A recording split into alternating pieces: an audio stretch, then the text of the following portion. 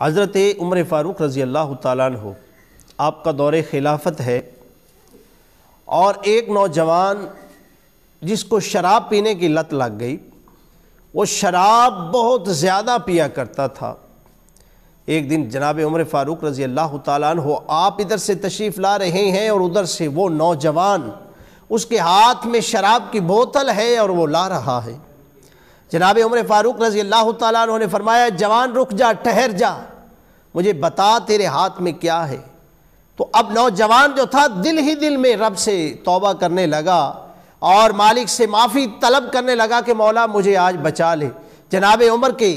کوڑے سے مجھے بچا لے، آج اگر میں پھنس گیا تو جناب عمر فاروق رضی اللہ تعالیٰ عنہ آپ کے کوڑے جو ہیں وہ مجھے کھانے پڑیں گے، تو یا مولا مجھے آج معافی دے دے، میں تیرا پکا اور سچا جو ہے دل سے بندہ بن جاؤں گا اور تیرا طالب بن جاؤں گا مولا، اور میں توبہ کرتا ہوں، آج جناب عمر فاروق کے کوڑے سے مجھے بچا لے۔ اب دیکھیے میرے دوستو بھائیوں کہ ہاتھ میں شراب لے کر آ رہا ہے، لیکن جب آپ نے دل ہی دل میں، اس نے اپنے دل ہی دل کے اندر اللہ سے توبہ کرنا شروع کر دی، تو اب ہوا کیا کہ جب جناب عمر فاروق نے ہاتھ بڑھایا اور اس نے آگے ہاتھ کیا، کہا نوجوان تیرے ہاتھ میں کیا ہے؟ تو کہنے لگا کہ جناب عمر فاروق یہ میرے ہاتھ میں سرکہ ہے، سرکے کی بوتل ہے۔ جناب عمر فاروق نے ہاتھ بڑھایا، اس نوجوان نے بھی ہاتھ بڑھایا، اسی ہاتھ بڑھانے کے دوران ہی اللہ رب العزت نے جس طرح سے اس کے دل کی دنیا بدلی تھی، اسی طرح سے جناب محترم